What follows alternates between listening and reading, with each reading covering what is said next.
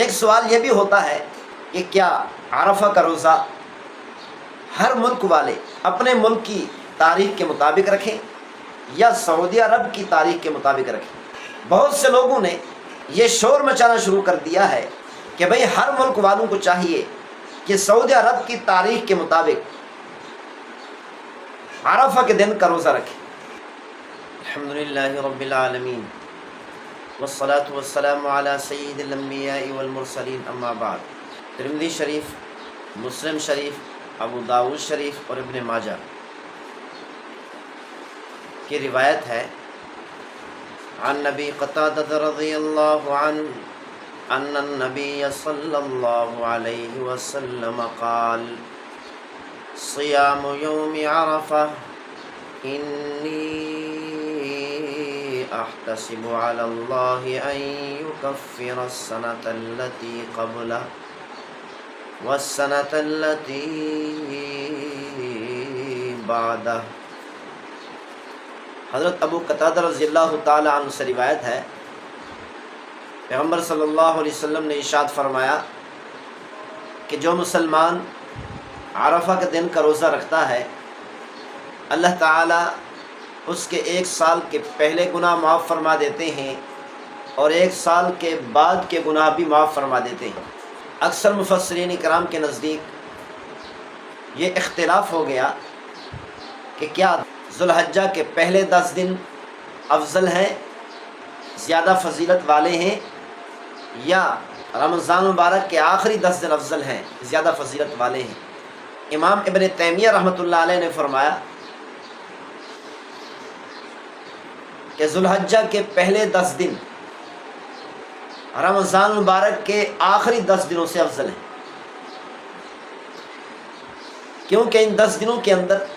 یوم الترویہ آتا ہے، یعنی 8 ذوالحجہ کا دن ہوتا ہے، عرفہ کا دن ہوتا ہے، یوم النحر ہوتا ہے، قربانی کا دن ہوتا ہے۔ ان 10 دنوں کے اندر ایسے ایام بھی آتے ہیں جن ایام میں تمام حاجی لوگ عرفات کے میدان میں جاتے ہیں، اور پورے حج کے اندر اہم ترین فرض عرفات میں وقوف کرنا ہے۔ حج کا اہم ترین رکن 9 ذوالحجہ کے دن، عرفہ کے دن، عرفات کے وقوف کی صورت میں حجاج کرام ادا کرتے ہیں، اور اسی طرح ان 10 دنوں کے اندر یوم النحر بھی ہے، قربانی کا دن بھی ہے، کہ جس دن کے اندر مزدلفہ کا وقوف بھی ہوتا ہے، قربانی جیسی عظیم ترین عبادت بھی ہوتی ہے، جمرہ عقبہ کی رمی بھی اسی دن کے اندر کی جاتی ہے۔ تو اسی لیے امام ابن تیمیہ رحمۃ اللہ علیہ نے فرمایا کہ ذوالحجہ کے پہلے 10 دن رمضان مبارک کے آخری 10 دنوں سے افضل ہے، اور رمضان مبارک کی آخری 10 راتیں ذوالحجہ کی پہلی 10 راتوں سے افضل ہیں۔ کیوں؟ اس لیے کہ رمضان مبارک کی آخری 10 راتوں کے اندر ایک رات ایسی ہوتی ہے جس کو لیلۃ القدر کہا جاتا ہے۔ اس لیلۃ القدر کی وجہ سے رمضان مبارک کی آخری 10 راتیں ذوالحجہ کی پہلی 10 راتوں سے افضل ہیں۔ تو اس سے یہ معلوم ہوا کہ ذوالحجہ کے پہلے 10 دن بہت ہی اہم ترین ہیں، اللہ تعالیٰ کے ہاں بہت زیادہ محبوب ہیں۔ اسی لیے کوشش کی جائے ان 10 دنوں کے اندر روزے رکھیں، نوافل پڑھیں، عبادات زیادہ سے زیادہ کریں۔ ایک سوال یہ بھی ہوتا ہے کہ کیا عرفہ کا روزہ ہر ملک والے اپنے ملک کی تاریخ کے مطابق رکھیں یا سعودی عرب کی تاریخ کے مطابق رکھیں؟ بہت سے لوگوں نے یہ شور مچانا شروع کر دیا ہے کہ بھئی ہر ملک والوں کو چاہیے کہ سعودی عرب کی تاریخ کے مطابق عرفہ کے دن کا روزہ رکھیں۔ عرفہ کا دن کا روزہ بہت ہی اہم ہے، اور اہمیت کا حامل ہے۔ اسی لیے اتنی بڑی عبادت کے اندر، اہم ترین اس روزے کے اندر اور اہم ترین دن کے اندر شکوک و شبہات پیدا کرنے کی کوشش کی جا رہی۔ اسی لیے پوری امت مسلمہ کو چاہیے کہ اپنے آپ کو ان شکوک شبہات سے بچائیں۔ صحابہ اکرام رضوان اللہ علیہ مجمعین سے ثابت ہے کہ شرعی تمام احکام ہر ملک والے اپنے ملک کی رؤیت ہلال کے مطابق اور اپنے ملک کی قمری تاریخ کے مطابق تمام شرعی احکام سر انجام دیں، اور یہ چیز صحابہ اکرام سے ثابت ہے۔ اسی لیے بہت سارے لوگ جو یہ سمجھ بیٹھے ہیں کہ عرفہ کا روزہ سعودی عرب کی تاریخ کے مطابق رکھا جائے، یہ بالکل غلط ہے۔ اتنی بڑی عبادت سے اپنے آپ کو محروم کرنے والی بات ہے، بلکہ ہر ملک والے مسلمانوں کو چاہیے اپنے ملک کی قمری تاریخ کے مطابق، اپنے ملک کی رؤیت ہلال کے مطابق عرفہ کا دن کا روزہ رکھے۔ اگر اسی بات کو تسلیم کر لیا جائے کہ عرفہ کے دن کا روزہ سعودی عرب کی تاریخ کے مطابق پوری امت مسلمہ رکھے، تو یہ نہیں ہو سکتا۔ کیوں؟ اس لیے کہ مشرقی ممالک میں اور مغربی ممالک میں رؤیت ہلال میں، قمری تواریخ میں تقدیم و تاخیر ہوتی رہتی۔ اگر سعودی عرب کی تاریخ کے مطابق ہی تمام شرعی احکام سر انجام دینا شروع کر دیں، خاص طور پر عرفہ کے دن کا روزہ رکھنا شروع کر دیں، تو اکثر ممالک کے مسلمان اتنی بڑی عبادت سے اپنے آپ کو محروم کر دیں گے۔ مسلم شریف کی روایت ہے، حضرت عبداللہ بن عباس رضی اللہ تعالی عنہما نے حضرت قریب رضی اللہ تعالی عنہ کو حضرت امیر معاویہ رضی اللہ تعالی عنہ کے زمانہ خلافت میں شام کی طرف بھیجا۔ حضرت قریب رضی اللہ تعالی عنہ فرماتے ہیں، جب میں شام میں تھا تو اس وقت ہم نے جمعہ کی شام کو رمضان المبارک کا چاند دیکھا، اور ہفتے کے دن ہم نے روزہ رکھا۔ اور جب میں مدینہ منورہ پہنچا، حضرت عبداللہ بن عباس رضی اللہ تعالی عنہما نے مجھ سے پوچھا کہ شام میں تم نے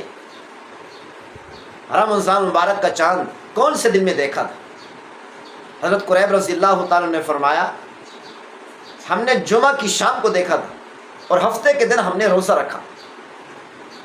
حضرت عبداللہ بن عباس رضی اللہ تعالیٰ عنہما نے پوچھا، کیا تم نے اپنی آنکھوں سے دیکھا تھا؟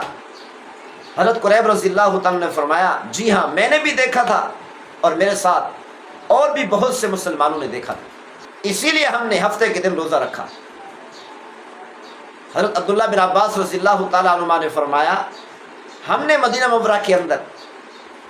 جمعہ کی شام کی بجائے ہفتے کی شام کو ہم نے چاند دیکھا اور اتوار کا روزہ رکھا۔ یعنی مدینہ منورہ والوں نے رمضان مبارک کا پہلا روزہ اتوار کو رکھا، اور شام والوں نے رمضان مبارک کا پہلا روزہ ہفتے کے دن رکھا۔ حضرت عبداللہ بن عباس رضی اللہ تعالی عنہما نے فرمایا، ہم اسی حساب سے، یعنی ہمارا پہلا روزہ اتوار کے دن تھا، اسی حساب سے ہم چلتے رہیں گے، روزے رکھتے رہیں گے، حتیٰ کہ ہم 30 روزے پورے کریں گے۔ حضرت قریب رضی اللہ تعالیٰ نے عرض کی، کیا حضرت امیر معاویہ رضی اللہ تعالی عنہ کا چاند کو دیکھنا اور وہاں کے مسلمانوں کا روزہ رکھنا، کیا یہ ہمارے لیے کافی نہیں ہے؟ کیا یہ ہمارے لیے بہت بڑی دلیل نہیں ہے؟ اسی کو دلیل بنا کر کیا ہم یہ فیصلہ نہیں کر سکتے کہ رمضان مبارک کا پہلا روزہ مدینہ والوں کے لیے بھی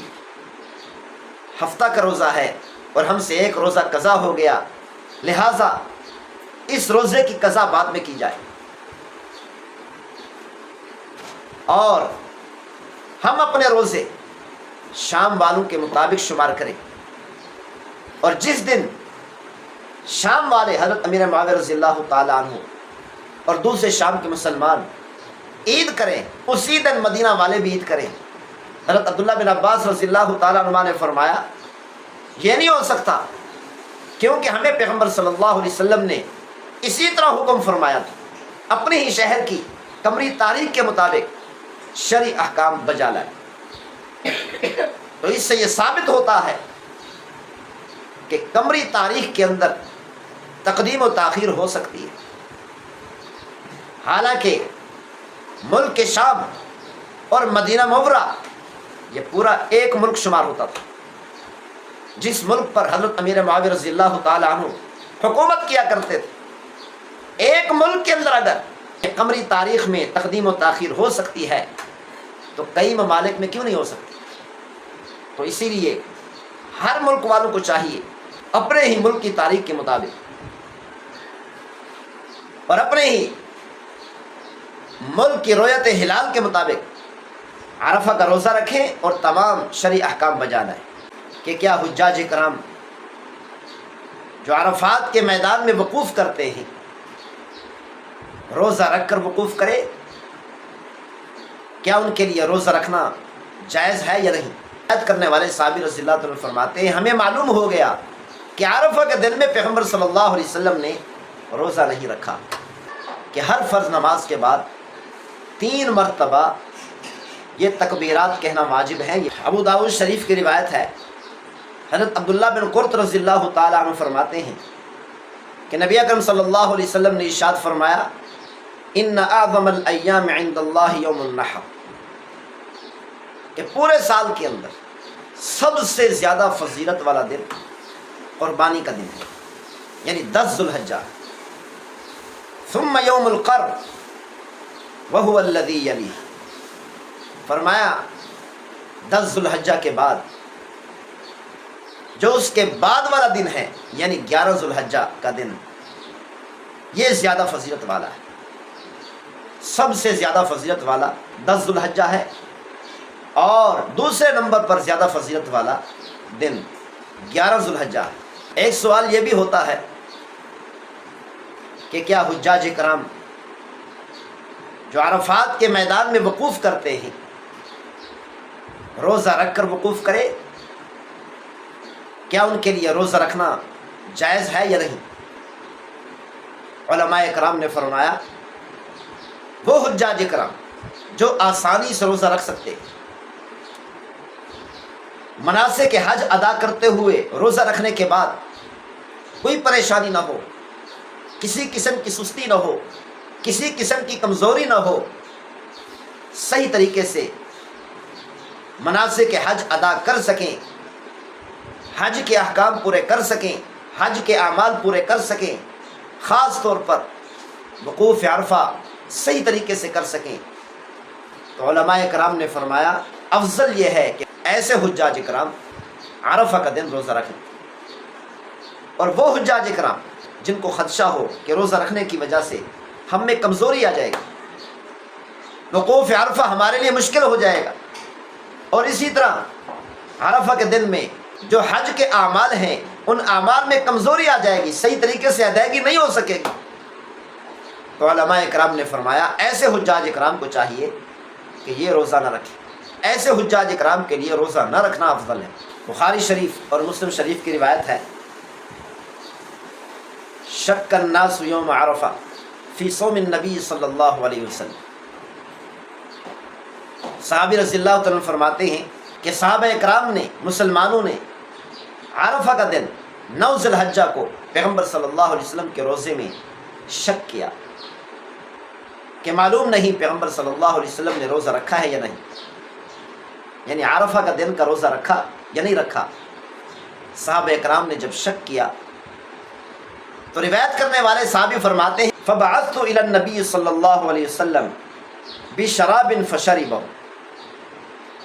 میں نے ایک مشروب پیغمبر صلی اللہ علیہ وسلم کے پاس بھیجا دودھ کی شکل میں، دودھ کی صورت میں، تو پیغمبر صلی اللہ علیہ وسلم نے نوش فرما لیا۔ تو روایت کرنے والے صحابی رضی اللہ عنہ فرماتے ہیں ہمیں معلوم ہو گیا کہ عرفہ کے دن میں پیغمبر صلی اللہ علیہ وسلم نے روزہ نہیں رکھا۔ کون سے سال؟ جس سال میں پیغمبر صلی اللہ علیہ وسلم حج ادا فرما رہے تھے۔ تو اس سے یہ ثابت ہوا کہ ایسے حجاج کرام جو یہ سمجھتے ہیں کہ عرفہ کے دن کا روزہ رکھنے کے بعد ہم صحیح طریقے سے حج کے اعمال نہیں کر سکیں گے، ان کو چاہیے کہ وہ عرفہ کے دن کا روزہ نہ رکھیں۔ اور جو طاقتور ہیں، قوت والے ہیں، جو حجاج کرام یہ سمجھتے ہیں روزہ رکھنے کے بعد ہمیں عرفہ کے دن کے روزے کی سعادت بھی نصیب ہو جائے گی، فضیلت بھی نصیب ہو جائے گی، اور ہم حج کے دوسرے اعمال صحیح طریقے سے ادا کر سکیں گے، کوئی کمزوری نہیں آئے گی، کوئی پریشانی نہیں ہوگی، کوئی تاخیر نہیں ہوگی، تو ایسے حجاج کرام کو چاہیے کہ وہ روزہ رکھیں۔ قالت ام سلمہ رضی اللہ عنہا،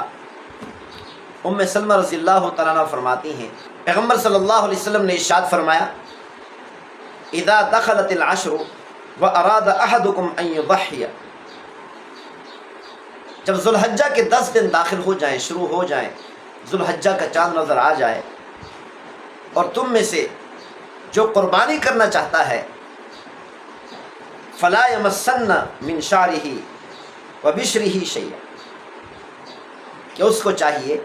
اپنے جسم کے بالوں میں سے کوئی بال بھی نہ کاٹے۔ داڑھی کے بال ہیں، مونچھوں کے بال ہیں، سر کے بال ہیں، کسی قسم کے بال بھی، حتیٰ کہ بغل کے بال ہیں، کسی قسم کے بال بھی نہ کاٹے۔ اور یہ بال نہ کاٹنا افضل ہے، کوئی واجب نہیں ہے، ضروری نہیں ہے۔ آج کل لوگ مسلمان یہ سمجھتے ہیں کہ ہر مسلمان کے لیے، اور خاص طور پر جو قربانی کرنا چاہتا ہے، اس پر واجب ہے کہ ذوالحجہ کے پہلے 10 دنوں کے اندر جسم کے کوئی بال نہ کاٹے۔ یہ بات غلط ہے، واجب نہیں ہے، ضروری نہیں ہے، یہ ایک نفل کی طرح، نفل پڑھیں گے اجر ملے گا، نہیں پڑھیں گے اجر نہیں ملے گا، لیکن نفل کو چھوڑنے پر کوئی گناہ نہیں ہوتا۔ اسی طرح ذوالحجہ کے پہلے 10 دنوں کے اندر جو مسلمان صرف قربانی کرنا چاہتے ہیں، ان کے لیے حکم، ان کے لیے فضیلت ہے، ان کو چاہیے ذوالحجہ کے پہلے 10 دنوں کے اندر اپنے جسم کے کوئی بال نہ کاٹیں۔ یہ فضیلت ہے، مستحب عمل ہے، اس پر عمل کریں گے تو اجر ملے گا، عمل نہیں کریں گے تو گناہ نہیں ہوگا، کوئی نافرمانی نہیں ہے۔ امام احمد بن حنبل، امام ابو یوسف اور امام محمد رحمہم اللہ تعالی فرماتے ہیں تکبیرات تشریق 9 ذوالحجہ کی صبح سے شروع ہوتی ہیں، 13 ذوالحجہ کے عصر کی نماز تک۔ آخری تکبیر 13 ذوالحجہ کی عصر کی نماز کے بعد کہنی، اور یہ تکبیرات تشریق ہر مسلمان پر واجب ہے، مرد ہو یا عورت، جماعت سے نماز پڑھے یا اکیلے نماز پڑھے، ہر حال میں ایک بار، ہر فرض نماز کے بعد ایک بار تکبیر کہنا واجب ہے۔ آج کل مسلمانوں نے یہ بھی مشہور کر دیا کہ ہر فرض نماز کے بعد 3 مرتبہ یہ تکبیرات کہنا واجب ہے۔ یہ بالکل غلط ہے۔ جتنی زیادہ تکبیرات کہو کوئی حرج نہیں، بلکہ اجر ملے گا، ثواب بہت زیادہ ہوگا، لیکن سوال یہ ہے کہ کتنی بار تکبیرات کہنا واجب ہے۔ نہیں کہیں گے تو گناہ ہوگا۔ وہ واجب تکبیرات ہر فرض نماز کے بعد ایک بار کہنا واجب، ایک بار کہنا واجب، 3 بار کہنا واجب نہیں، اور اس سے زیادہ جتنا ہو سکے، ایک بار سے زیادہ جتنا ہو سکے، ہر فرض نماز کے بعد، نوافل کے بعد، سنن کے بعد، چلتے پھرتے اٹھتے بیٹھتے، ہر حال میں، دن کو رات کو، زیادہ سے زیادہ تکبیرات کہنا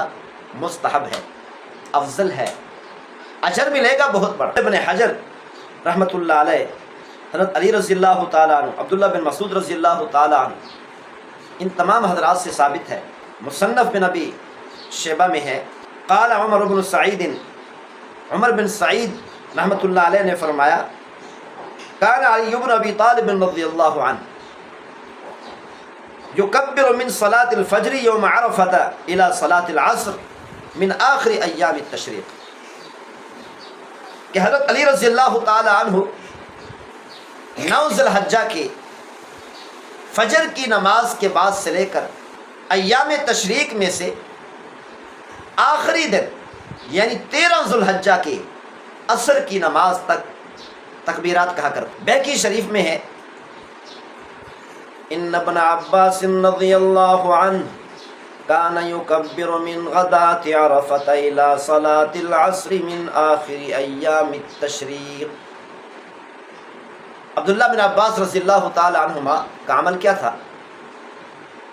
فرمایا کہ حضرت عبداللہ بن عباس رضی اللہ تعالی عنہما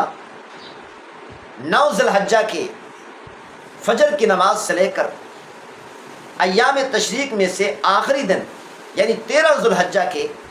عصر کی نماز تک ہر فرض نماز کے بعد تکبیرات کہا کرتے تھے۔ یہ ٹوٹل 5 دن بنتے، ان 5 دنوں کے اندر تکبیرات کہنا واجب ہے ہر فرض نماز۔ دار قطنی میں ہے قال جابر بن عبد اللہ رضی اللہ عنہ کان رسول اللہ صلی اللہ علیہ وسلم اذا صلى الصبح من غداة عرفة يقبل على أصحابه فيقول على مكانكم ويقول الله أكبر الله أكبر لا إله إلا الله والله أكبر الله أكبر ولله الحمد فيكبر من غداة عرفة إلى صلاة العصر من آخر أيام التشريق۔ جابر بن عبداللہ رضی اللہ تعالیٰ عنہ فرماتے ہیں کہ رسول اللہ صلی اللہ علیہ وسلم عرفہ کے دن، عرفہ کی صبح کو یعنی 9 ذی الحجہ کی صبح کو جب فجر کی نماز پڑھتے یقبل علی اصحابہ، تو پیغمبر صلی اللہ علیہ وسلم اپنے صحابہ کی طرف متوجہ ہو جاتے، فیقول پھر فرماتے علی مکانکم، اپنی اپنی جگہوں پر بیٹھے رہو، ویقول اور پیغمبر صلی اللہ علیہ وسلم فرمایا کرتے تھے اللہ اکبر لا الہ الا اللہ واللہ اکبر وللہ الحمد۔ تو پیغمبر صلی اللہ علیہ وسلم 9 ذی الحجہ کے فجر کی نماز سے لے کر ایام تشریق میں سے آخری دن یعنی 13 ذی الحجہ کی عصر کی نماز تک تکبیرات ہر فرض نماز کے بعد کہا کرتے تھے۔ یہ پیغمبر صلی اللہ علیہ وسلم کا عمل بھی ہے، یعنی یہ 5 دن ہیں تکبیرات کہنے کی۔ آغاز کہاں سے ہے؟ 9 ذی الحجہ کی فجر کی نماز، اور انتہا اور اختتام کہاں ہے؟ 13 ذی الحجہ کی عصر کی نماز۔ دار قطنی میں ہے قال جابر بن عبد اللہ رضی اللہ عنہ کان رسول اللہ صلی اللہ علیہ وسلم یکبر صلاة الفجر یوم عرفہ الى صلاة العصر من آخر ایام التشریق حین یسلم من المکتوبات۔ جابر بن عبداللہ رضی اللہ تعالیٰ عنہ فرماتے ہیں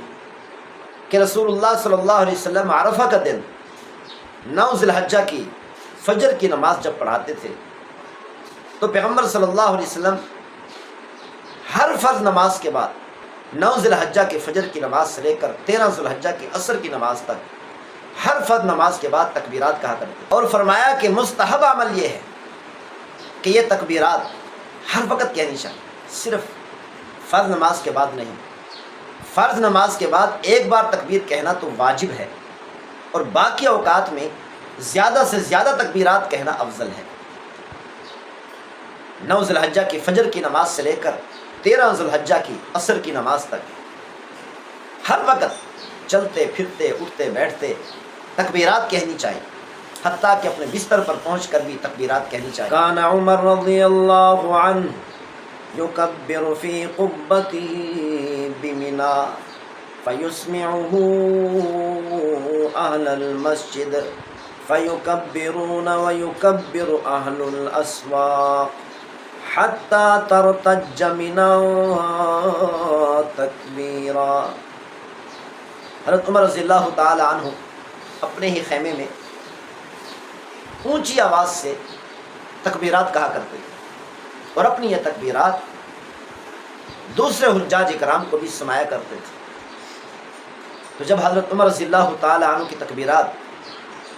دوسرے لوگ سنتے تھے، حتیٰ کہ بازار والے لوگ بھی اونچی آواز سے تکبیرات کہنا شروع کر دیتے تھے، حتیٰ کہ پورا مینا تکبیرات کی آواز سے گونج اٹھتا تھا۔ اس سے یہ ثابت ہوتا ہے کہ کوشش کرنی چاہیے کہ ہر وقت زیادہ سے زیادہ تکبیرات کریں۔ وَكَانَ ابْنُ عُمَرَ رَضِيَ اللَّهُ عَنْهُمَا يُكَبِّرُ بِمِنَا تِلْكَ الْأَيَّامِ وَخَلْفَ الصَّلَوَاتِ وَعَلَى فِرَاشِهِ وَفِي فُسْطَاطِهِ وَمَجْلِسِهِ وَمَمْشَاهِ وَتِلْكَ الْأَيَّامَ جَمِيعًا۔ عبداللہ بن عمر رضی اللہ تعالی عنہما مینا کے اندر ان تمام دنوں میں 9 ذی الحجہ کی فجر کی نماز سے لے کر 13 ذی الحجہ کی عصر کی نماز تک، ان تمام دنوں کے اندر اور تمام نمازوں کے بعد اور اپنے بستر پر اور اپنے خیمے میں جہاں پر بیٹھتے تھے، اپنے بیٹھنے کی جگہ میں جہاں چلتے تھے چلنے کی جگہ میں، اور ان تمام دنوں میں عبداللہ بن عمر رضی اللہ تعالی عنہما زیادہ سے زیادہ تکبیرات کہا کرتے تھے۔ اس سے بھی یہ ثابت ہوتا ہے، صحابہ کرام سے ثابت ہو چکا کہ صرف ہر فرض نماز کے بعد تکبیرات کہنے پر اکتفا نہ کیا جائے، بلکہ کوشش کی جائے کہ ہر وقت چلتے پھرتے اٹھتے بیٹھتے، خاص طور پر فرض نمازوں کے بعد زیادہ سے زیادہ تکبیرات کہیں۔ ایک بار تکبیر کہنا تو واجب ہے، لیکن کوشش کی جائے کہ زیادہ سے زیادہ تکبیرات کہیں۔ 9 ذی الحجہ کو عرفہ کا دن کہنا کئی وجوہات سے۔ ایک وجہ تو یہ ہے کہ حضرت ابراہیم علیہ السلام نے خواب دیکھا 7 ذی الحجہ کی رات کو، تو 8 ذی الحجہ کی صبح کو جب جاگ ہوئی تو شک میں پڑ گئے، تردد میں پڑ گئے کہ رات میں نے خواب میں دیکھا کہ اپنے بیٹے کو ذبح کر رہا ہوں، کیا یہ خواب میرا سچا ہے یا نہیں، کہ کہیں اللہ کی طرف سے یہ حکم تو نہیں۔ سوچ میں پڑ گئے، شک میں پڑ گئے۔ اسی لیے 8 ذی الحجہ کو یوم الترویہ کہتے ہیں۔ 8 ذی الحجہ کی یہ رات کو سوئے تو پھر خواب میں دیکھا، تو 9 ذی الحجہ کی صبح کو جب اٹھے تو پہچان چکے تھے، یقین ہو چکا تھا کہ یہ اللہ کی طرف سے حکم ہے کہ میں اپنے بیٹے کو اللہ کے نام پر قربان کر دوں، ذبح کر دوں۔ اسی لیے اس 9 ذی الحجہ کے دن کو یوم عرفہ کہتے ہیں، پہچان کا دن۔ دوسری وجہ یہ بھی ہے کہ حضرت ابراہیم علیہ السلام کو حضرت جبریل علیہ السلام نے 9 ذی الحجہ کو عرفہ کے دن میں مناسک حج سکھائے، حج کے اعمال سکھائے، حج کے احکام سکھائے۔ تو حضرت ابراہیم علیہ السلام کو مناسک حج کی معرفت اور پہچان 9 ذی الحجہ کو ہوئی، اسی لیے اس 9 ذی الحجہ کو یوم عرفہ کہتے ہیں۔ تیسری وجہ یہ ہے کہ تمام حجاج کرام 9 ذی الحجہ کو عرفات کے میدان میں وقوف کرتے ہیں، اسی مناسبت سے 9 ذی الحجہ کو یوم عرفہ کہتے ہیں۔ اس یوم عرفہ کو صرف ایک وجہ کے ساتھ خاص کر دینا کہ حضرت ابراہیم علیہ السلام کو 9 ذی الحجہ میں عرفہ کے دن میں اپنے خواب کی حقیقت معلوم ہوئی، پہچان ہوئی، اسی لیے یوم عرفہ کہتے ہیں۔ اس طرح ایک وجہ کے ساتھ خاص کر دینا یہ مناسب نہیں، اس کی کئی وجوہات ہیں۔ اور اسی طرح چوتھی وجہ یہ بھی ہے کہ عرفہ کے دن میں 9 ذی الحجہ میں پیغمبر صلی اللہ علیہ وسلم پر یہ آیت مبارکہ نازل ہوئی تھی، الیوم اکملت لکم دینکم واتممت علیکم نعمتی ورضیت لکم الاسلام دینا۔ یعنی اللہ تعالیٰ نے پیغمبر صلی اللہ علیہ وسلم کی زبان مبارک کے ذریعہ سے قیامت تک آنے والی امت کے لیے یہ اعلان کرایا تھا کہ آج کے دن دین اسلام کو اللہ تعالیٰ نے مکمل کر دیا۔ دین اسلام کے مکمل ہونے کا دن یوم عرفہ ہے، اسی لیے یہ اتنی فضیلت والا دن ہے۔ سنن ابن ماجہ کی روایت ہے، قالت عائشہ رضی اللہ عنہا ان رسول اللہ صلی اللہ علیہ وسلم قال ما من يوم أكثر من أن يعتق الله عز وجل فيه عبدا من النار من يوم عرفة وإنه ليدنو عز وجل ثم يباهي بهم الملائكة فيقول ما أراد هؤلاء. امیہ صدیق رضی اللہ تعالیٰ فرماتی ہیں کہ پیغمبر صلی اللہ علیہ وسلم نے ارشاد فرمایا کہ عرفہ کے دن میں اللہ تعالی سب سے زیادہ لوگوں کو جہنم سے آزادی عطا فرماتے ہیں اور جنت عطا فرماتے ہیں، اور فرمایا کہ اسی یوم عرفہ میں 9 ذی الحجہ میں اللہ تعالی اپنے بندوں کے قریب ہو جاتے ہیں اور فرشتوں کے سامنے اللہ رب العزت فخر فرماتے ہیں اور فرشتوں سے پوچھتے ہیں کہ یہ اتنے سارے لوگ، لاکھوں کی تعداد میں لوگ حج کرنے کے لیے جمع ہو چکے ہیں، عرفات کے میدان میں وقوف کر رہے ہیں، حج کے اعمال کر رہے ہیں، یہ لوگ کیا چاہتے؟ تو اللہ تعالیٰ اس طرح فرشتوں کے سامنے اسی دن میں اپنے بندوں پر فخر فرماتے ہیں۔ شعب الایمان میں ہے عن جابر رضی اللہ عنہ قال قال رسول اللہ صلی اللہ علیہ وسلم اذا كان يوم عرفة فإن الله تبارك وتعالى يباهي بهم الملائكة فيقول انظروا إلى عبادي أتوا شعثا غبرا من كل فج عميق أشهدكم أني قد غفرت لهم فتقول الملائكة فيهم فلانا مرائيا وفلانا قال يقول الله تعالى قد غفرت لهم قال رسول الله صلى الله عليه وسلم فما من يوم أكثر عتيقا من النار من يوم عرفة۔ حضرت جابر رضی اللہ تعالیٰ عنہ سے روایت ہے، انہوں نے فرمایا کہ رسول اللہ صلی اللہ علیہ وسلم کا ارشاد گرامی ہے، جب عرفہ کا دن آتا ہے تو اللہ تعالیٰ فرشتوں کے سامنے ان بندوں پر فخر فرماتے ہیں۔ اللہ تعالیٰ فرماتے ہیں انظروا الی عبادی، دیکھو میرے بندوں کو کہ یہ میرے بندے دور دراز سے سفر کر کے آئے ہیں، ان کا جسم، ان کے کپڑے غبار آلود ہو چکے، کسی چیز کی پرواہ کیے بغیر میرے دروازے پر پہنچ چکے ہیں۔ اشہدکم انی قد غفرت لکم، اللہ تعالیٰ فرشتوں سے فرماتے ہیں میں تمہیں گواہ بناتا ہوں کہ میں نے اپنے ان تمام بندوں کو معاف کر دیا۔ تو فرشتے کہتے ہیں فلانا مرائیاں و فلانا، تو فرشتے کہتے ہیں اے ہمارے پروردگار، ان تیرے بندوں کے اندر فلاں فلاں تو دکھلاوے کے لیے حج کر رہے ہیں کہ لوگ ہمیں حاجی کہیں۔ تو اللہ تعالیٰ فرماتے ہیں